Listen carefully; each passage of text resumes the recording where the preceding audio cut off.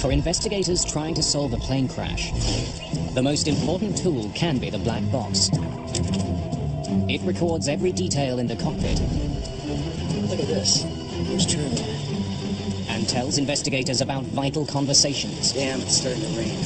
Northwest 255, runway 3 center, clear for takeoff.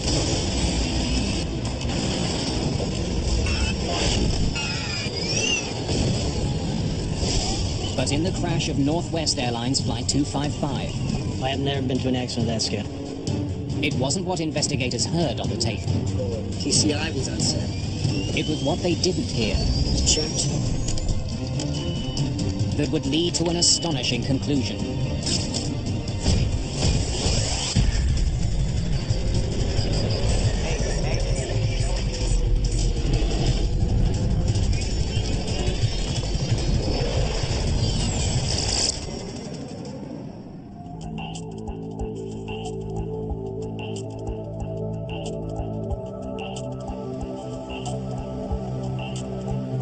Detroit, Michigan, August the 16th, 1987.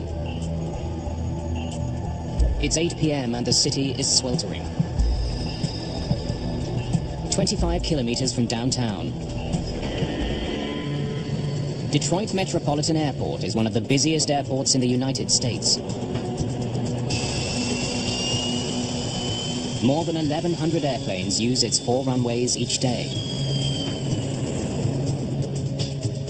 Today, one of those is Northwest Airlines Flight 255, bound for Phoenix, Arizona. Captain John Mouse is in command. A Las Vegas native, 57-year-old Mouse is a veteran pilot. His first officer is 35-year-old David Dodds of Galena, Illinois. Why don't you tell them we're ready to go? Both have years of experience on this type of aircraft. The MD-80 is also known as the Super 80 and is the second generation of the DC-9. The MD-80 was quite a bit longer. It had more powerful engines, so it could carry more people. For that reason, it was a better moneymaker for the airlines than the DC-9 was.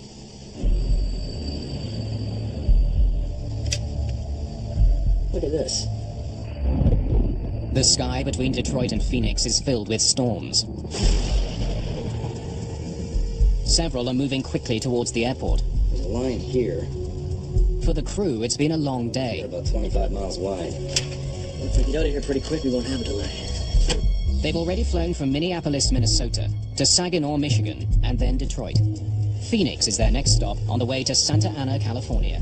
If we wait till after the storm's here, we delays going over Waterville. If they're delayed by weather, they may not make their final destination.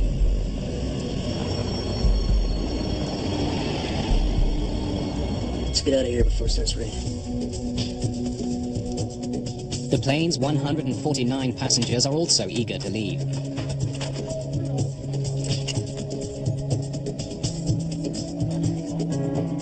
Paula Sheehan and her family have been visiting relatives. They're heading home to Arizona. Her daughter Cecilia is only 4 years old.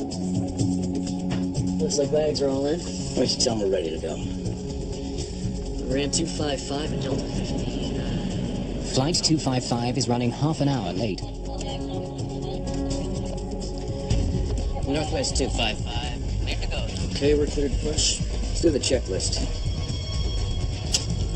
Brakes. Set. Windshield heat. It's on. There's the pumps. 6. Cabin pressure controller. Checked. Auxiliary hydraulic pumps and pressure. On and checked. Yeah. It's starting to rain. To beat the storms, they need to leave immediately. Side beacons. On. Before start checklist is complete.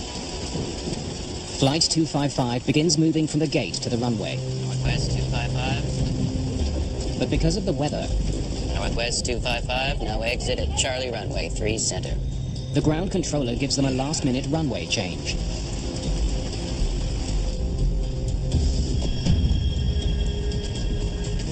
Okay, out to Charlie for 3 center, Northwest 255. Charlie for 3 center ready.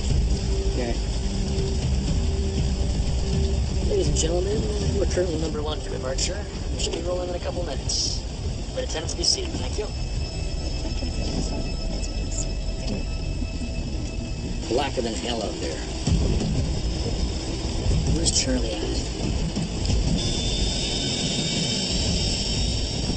By the time they get to the new runway, they're 45 minutes behind schedule. Northwest 255, runway 3 center, clear for takeoff. Within 17 seconds, 65,000 kilograms of passengers and aircraft hurtle down runway 3C. But moments before liftoff, Mouse discovers he can't engage the autothrottle. What's the on? TCI's on set. His computer isn't in takeoff mode. They're on now. Okay. Clamp. 100 knots. At 313 kilometers per hour, V1. Rotate. the pilots angle the plane's nose up for liftoff. Then something else goes wrong. Just under 50 feet from the ground, the aircraft begins rolling from side to side. Power lifeguard copter 102. It rolls left and strikes a light pole. Out of control, Flight 255 slams into the ground, skids along a highway, and disintegrates when it hits an overpass.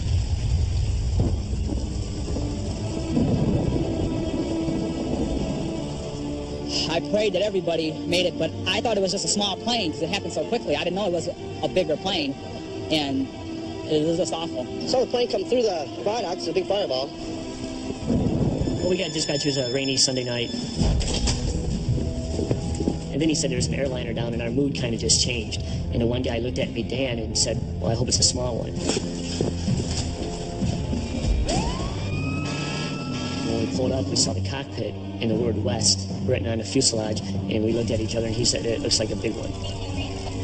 There's a trail of scorched bodies and debris more than a kilometer long. Just minutes after impact, paramedic Tim Schroeder is on the scene looking for survivors. I have never been to an accident of that scale. We were struck by the magnitude of what we were seeing, the large scale of it. It was almost overwhelming. From the little that's left of Flight 255, it is unlikely they'll find anyone alive. And I buddied up with Dan, and we both started entering the wreckage. It was probably a minute went by, and Dan actually heard a noise. He asked me a couple times, do I hear anything? And I said no. And then finally I heard it, and it was more like a faint cry. When I turned my head to the right, I saw an arm underneath the seat. 1, 2, 3, lift.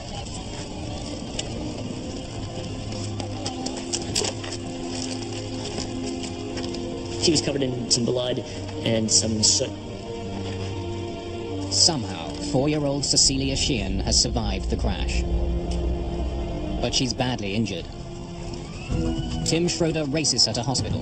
We have a 4-year-old girl found alive in the wreckage. She has very weak pulse. If Cecilia survived, perhaps others have as well. Rescuers spend hours looking through the wreckage for more survivors, but their efforts will be in vain. We actually covered anything that was a body or a body part with a yellow blanket.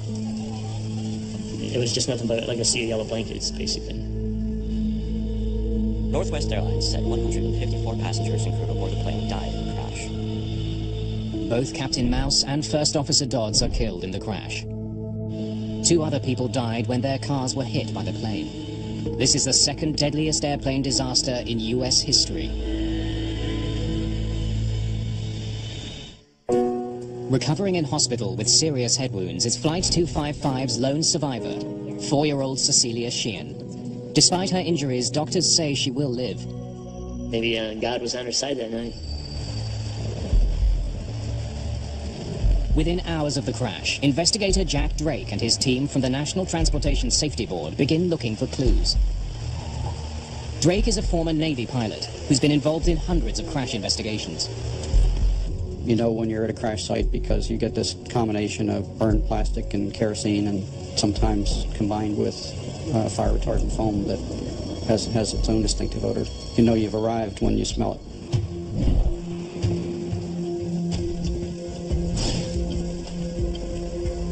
Drake and his team treat the crash site like a crime scene. Our team consisted of 12 or 13 specialists, some of whom go to the site and some of whom do their work elsewhere. They set out to examine every piece of wreckage to discover what went wrong. They have responsibilities for looking at different parts of the wreckage debris and do qualitative analysis of those parts. We always look for the recorders first. They're frequently referred to as black boxes, although they're usually orange. The information is usually well protected because they're encased in a steel box that is both heat resistant and crash resistant. Since the 1960s, commercial jetliners have been required to carry flight data and voice recorders. The CBR was first introduced in Australia following the 1960 crash of a Fokker F-27. The devices must be able to withstand an impact of 3,400 Gs and temperatures as high as 1,100 degrees Celsius. The cockpit voice recorder is intact, but the flight data recorder suffered some damage in the crash. They may hold the only clues that can help solve this accident. Both recorders are sent to the NTSB lab in Washington, D.C.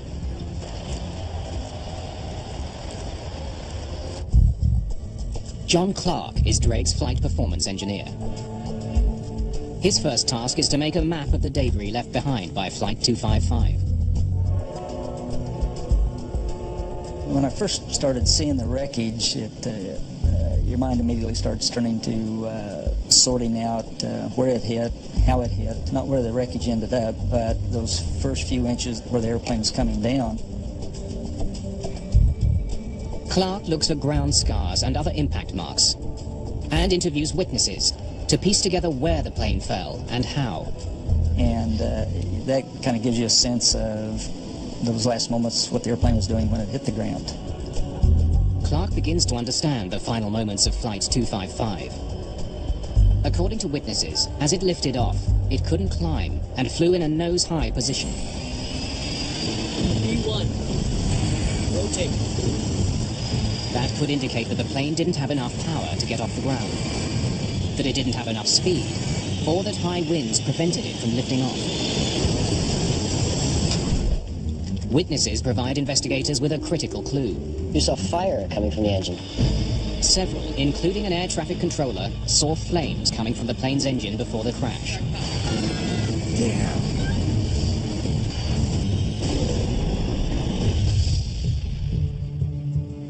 The engines become the first focus of this investigation. They look for evidence of an internal failure. The plane suffered an engine failure. Investigators soon learn that less than a month earlier, one of the plane's engines was damaged when it was hit by a foreign object.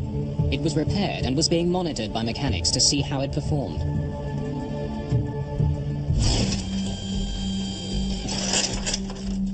The team studies the remains of the engine for clues that it had either caught fire or shut down on takeoff.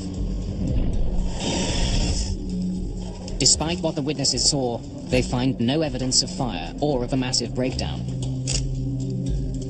The information suggested that the engine operation had been normal. Clear. 100 knots. The flames were the result of the fuel tank rupturing after the plane hit a light pole. The fire didn't cause the crash. If Drake and his team are to solve this mystery, they need to be certain about what happened in the last few seconds before Flight 255 crashed. Well, I think probably the best physical evidence is what was on the flight data recorder. The flight data recorder doesn't tell you about weather. It tells you about aircraft parameters, aircraft performance, essentially, second by second, even at quarter-second intervals in some parameters. But NTSB technicians can't recover all the information from the recorder. They send it to the manufacturer to see if they can recover the lost data. While he waits for news about the flight data recorder, Jack Drake looks more closely at the weather on the night of the crash. There was some convective or thundershower type activity that had moved through the area, and its impact on the accident required a lot of analysis. Drake wonders how the storm affected Flight 255. He listens to the cockpit voice recorder for clues. He discovers the menacing weather was a concern to the crew. Let's get out of here before it starts raining. Jesus, look at this. Drake sees that there were several storms along the flight path, and they were getting closer to Detroit. There's a line here, and a line between these two, and another one here about 25 miles wide. Thunderstorms can create a very dangerous threat to pilots. Since there was severe weather in the area, we always worry about microbursts. Microbursts occur when columns of air shoot down to Earth. As a plane passes through, winds batter it from all directions, making it difficult to control. In a microburst condition, you can get very shifting winds and also vertical winds that try to push the airplane into the ground. So you can get loss of airspeed, a very rapid rise in airspeed, and then also actually push the airplane toward the ground. And it requires very aggressive flying on the part of the flight crew. This unusual weather condition had killed before. In 1985, a microburst brought down a Delta Airlines flight in Dallas, killing 137 people.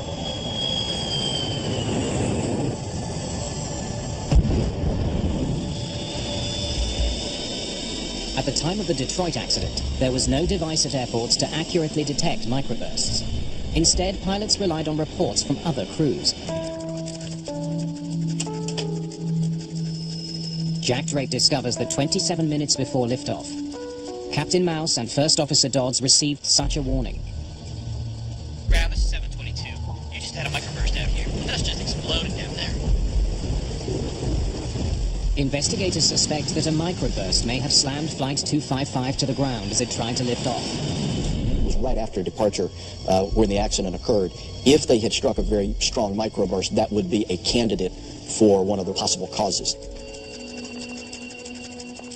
Satellite images taken at the time of the crash and weather data from the airport's sensors show that there were storms near the airport at the time of the accident. But there's no evidence of a microburst. Wind and rain, but nothing that could be a microburst. Around the time of the crash, the airport's sensors did record a dangerous gust of wind on the runway, powerful enough to set off alarms in the tower.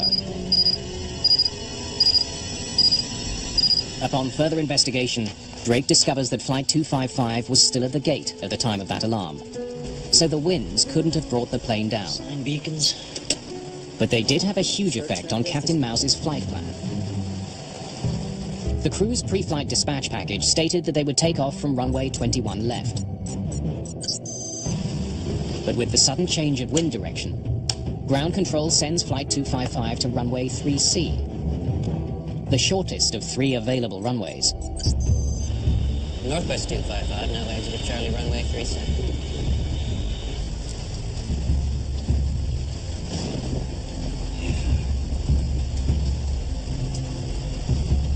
Okay, out to Charlie for 3 center, Northwest 255. Charlie for 3 center, ready. Okay. Controllers try to have planes take off into the wind. The additional wind flowing over a plane's wings gives it more lift and helps it get off the ground. Taking off into the wind is safer, but taking off on the shorter runway now means First Officer Dodds must recalculate the plane's takeoff weight.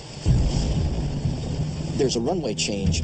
You have to determine if the weight of the aircraft will permit it to accelerate and climb out safely. And this varies depending on the length of the runway, temperature, altitude of the airport.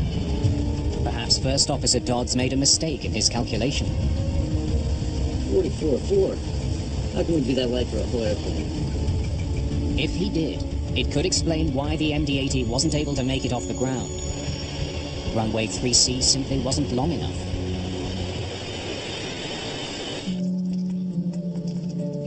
Using calculations based on average weight of luggage and passengers on board, Drake's team confirmed Dodd's estimate.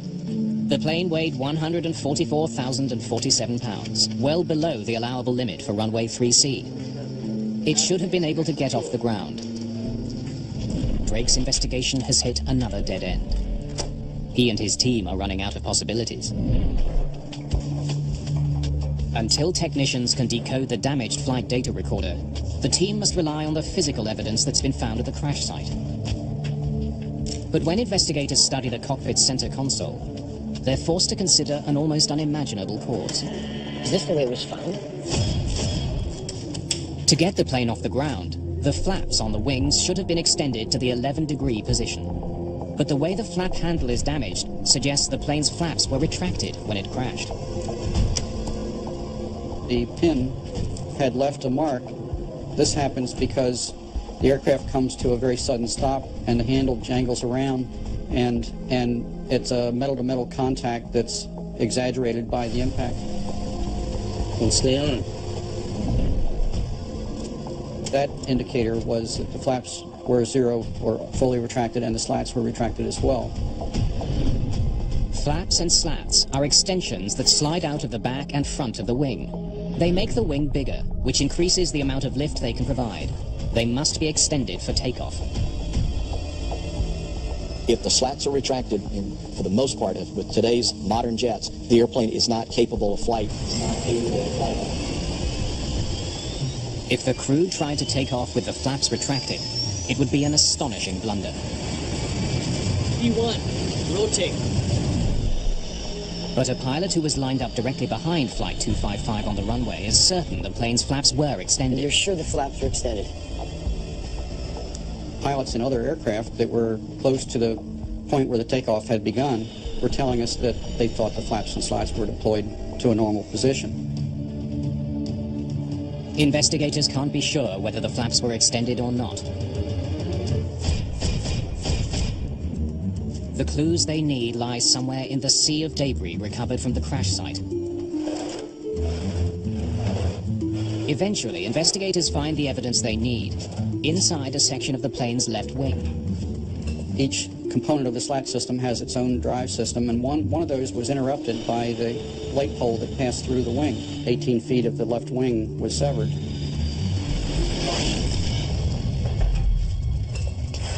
The cable controlling the slats was sliced in two when the wing hit the light pole. Based on where the cable was cut, investigators can tell whether the slats and flaps were extended or retracted.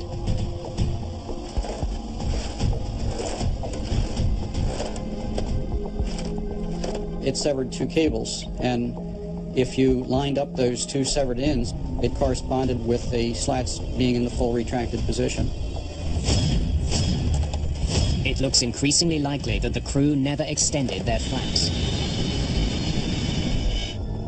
Only the damaged flight data recorder can verify this. Fortunately, technicians have finally been able to rescue all its data. A digital history of Flight 255's performance until the moment of impact. I knew that if we had a good recorder, we were going to get data back. The flight data recorders in combination give you that time history that goes together with the physical evidence or physical damage. As expected, the FDR confirms what the evidence has been showing investigators. Flight data recorders told us that the flaps and slats had not been extended. It's a major breakthrough.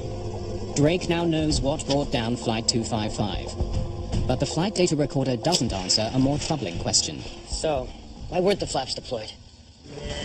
For some reason, a seasoned crew forgot one of the most basic steps involved in getting an airplane off the ground.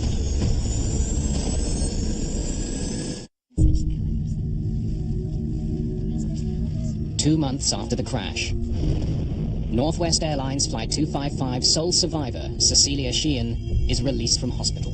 We can't be sure why the little girl survived.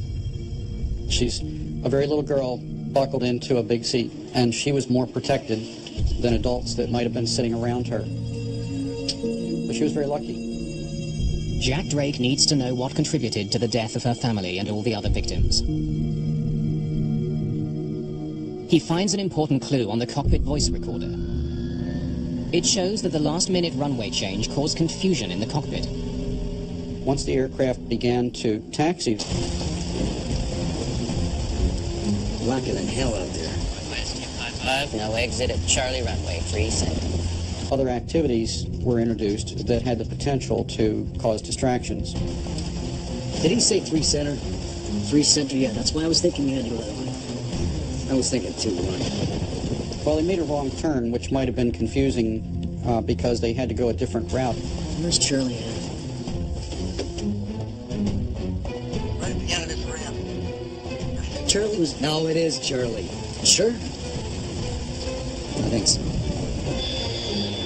The crew got lost on the way to runway 3C. Ground, Northwest 255. I guess we went by Charlie. We're going to 3 center right. Northwest 255, affirmative. Make a left turn at Foxtrot.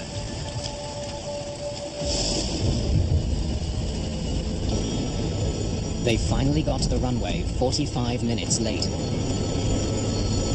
Ladies and gentlemen, we're currently number 1 for departure. It should be rolling in a couple of minutes. Flight attendants, be seated. Thank you.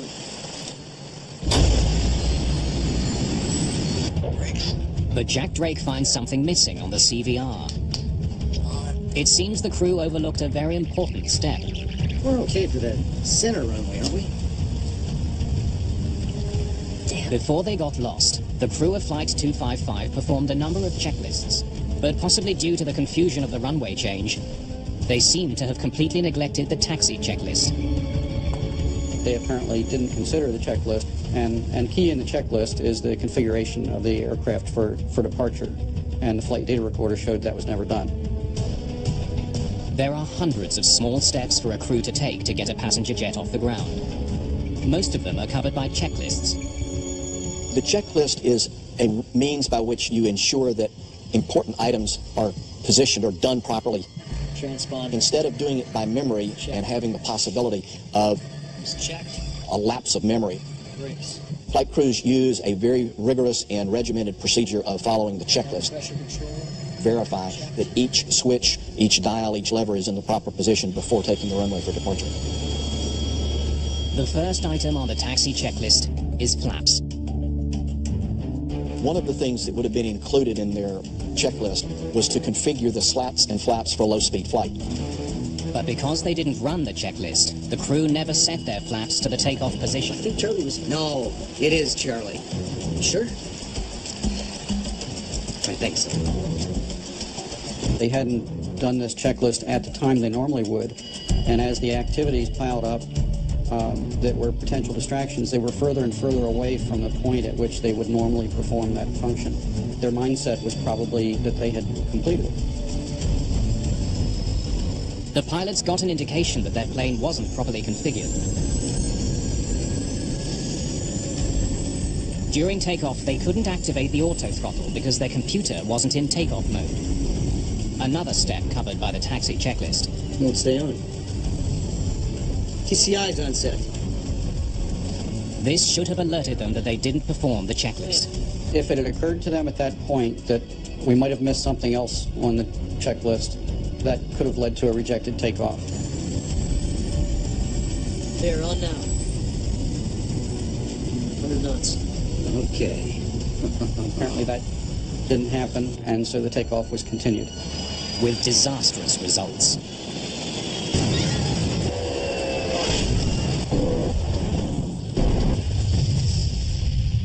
An alarm should have sounded when the pilots tried to take off with their flaps retracted.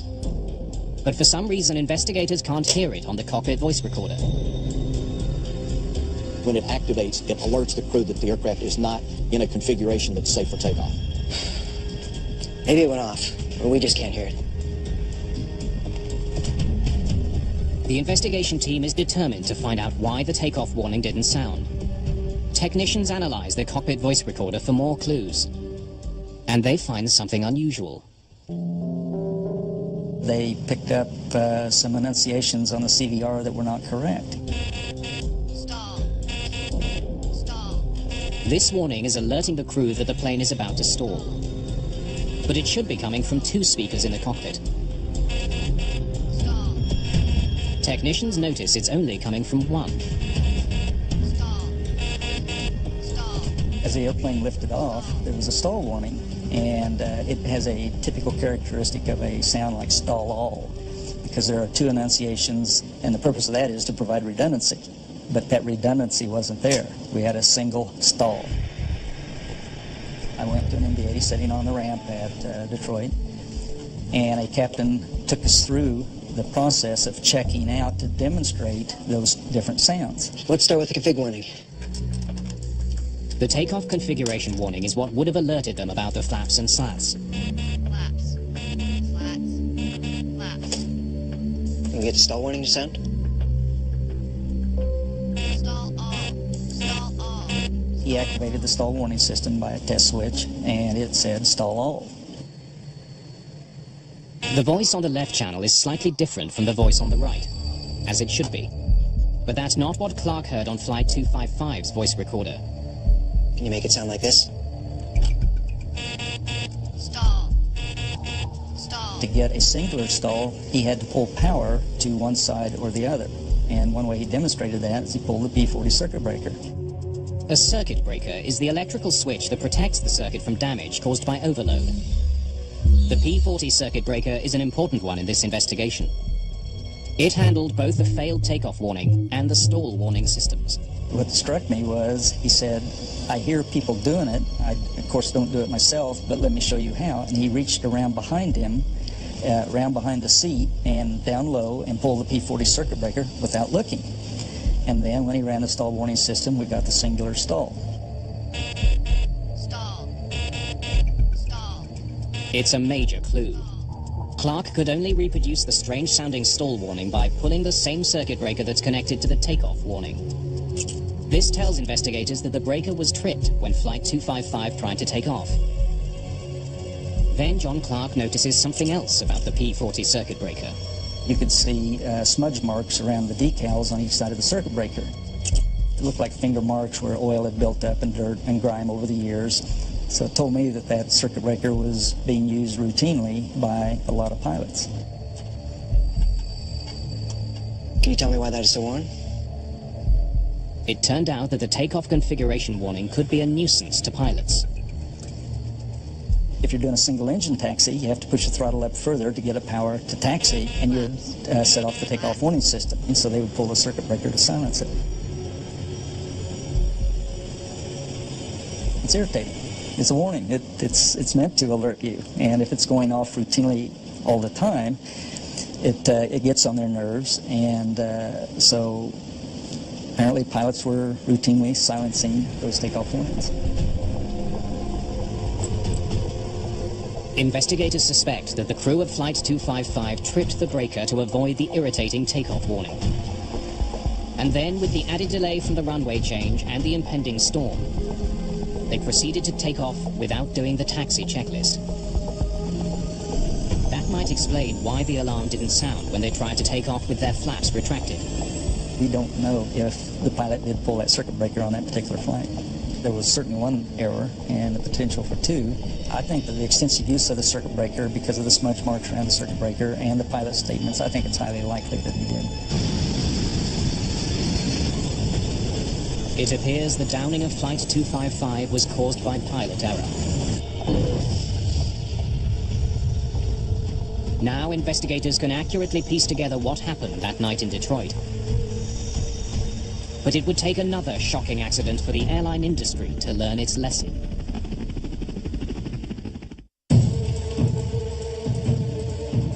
Jack Drake's team has discovered what caused the crash of Flight 255, but cannot prevent it from happening again. 1 year later in Dallas, Delta Flight 1141 tried to take off without their flaps extended. The investigators who had been working on the Northwest crash are stunned. I was very frustrated to learn that another airline had done the same thing in a different aircraft type about a year later. The Delta crash would uncover potentially deadly flaws Before start checklist, battery. in the checklists commercial pilots are trained to follow. The Delta and Northwest crashes killed 170 people and had eerily similar causes. In both disasters, the workload in the cockpit increased. Jesus, look at this. Northwest 255, now exited Charlie runway 3. Get you out of here pretty quick, you won't have a bottleneck. And in both, the pilots failed to perform vital elements of their checklists. It is very unusual for a crew to not perform a checklist. They have done it hundreds upon hundreds of times. Brakes, windshield heat is on, cabin pressure controller, It's checked. The normal procedures were a little bit out of the norm, and as a result, it got overlooked.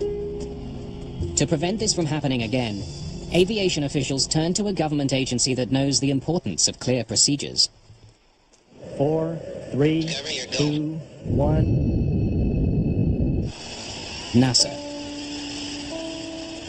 So they're in there, ready to go. All right.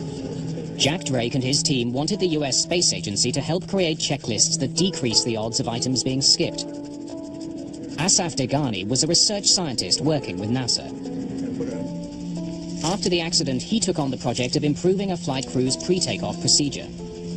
We looked for any research that was done on checklists or procedures in general, and in fact, we couldn't find anything. So Degani had to start from scratch. But there are dozens of different checklists to examine. Most of the ones on Flight 255 were printed on a single card. They listed the tasks the crew had to carry out, but didn't give them a way to keep track of what was and what wasn't done. At the time of the Northwest crash, there were several types of mechanical checklists in use. The US Air Force used a scrolling checklist. Once a checklist item is completed, the pilot scrolls to the next one. American Airlines used a system that allowed pilots to cover up completed items with a plastic slide, so only the non-completed items would be displayed.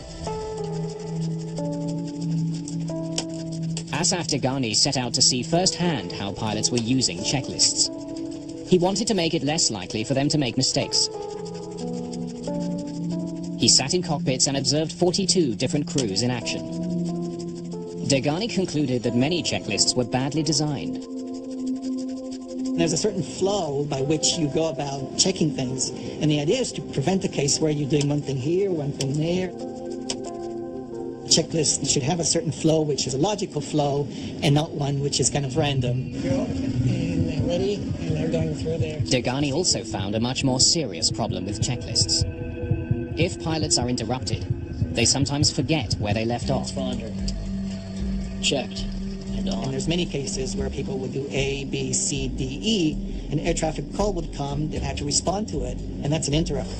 Northwest 255, now exit at Charlie runway 3 center. They would go back to the checklist and skip a certain item and continue on the list, assuming that the whole list was done. People were very concerned about that. To ensure no steps are missed, airlines train their pilots to return to the top of a checklist following the interruption and start over. Again, Asaf Degani sees a problem. And we found that if checklists are very, very long and meticulous, that's overburdening the crew, and they sometimes would not want to start again from the beginning. To address the problem, Degani suggests changes across the airline industry. One of our recommendations from the study is to try to take long checklists and chunk them into small pieces so that if an interruption happens, then doing another 4 or 5 items, it's not a big effort as opposed to doing 20. Degani even made recommendations about the typeface that airlines use, so they can be more easily read by pilots. Perhaps the biggest advance to checklists is the move from paper to computers. Since at the time computer technology was coming into the cockpit, it made a lot of sense to think about the electronic checklist. Today, Degani and his team are studying smart checklists that keep track of checked items. They provide pilots with a visual indication of where they are on the list, and in some cases verify that the task has been correctly carried out. Electronic checklist shows you which item was completed and which item was not. Computerized checklists are now slowly making their way into the cockpits of commercial airplanes. They make it far less likely that an accident like Northwest 255 could happen again. The FAA also ordered a modification to the alarm system of all commercial jetliners to prevent nuisance alarms. The takeoff warning was redesigned, so it could not sound unless the plane was actually taking off. Jack Drake went on to investigate hundreds of accidents over a 26-year career with the NTSB. The crash of Flight 255 taught him a valuable lesson. This one is a worldwide example of the importance of following checklists and configuration being completed correctly on every takeoff. And so it became something that was a part of the training curriculum in virtually every airline around the world. The case of Northwest 255 is no different. It was a series of events, runway change, task saturation, an overlooked checklist, a failed takeoff warning system. Put all of those together, those links in a chain, and you end up with the accident. If you were to break any one of those links, the accident wouldn't have happened. Flight 255 will also be remembered for its lone survivor, Cecilia Sheehan. She's never spoken publicly about the death of her family. But she stayed in touch with the people who rescued her that day. She's full of life.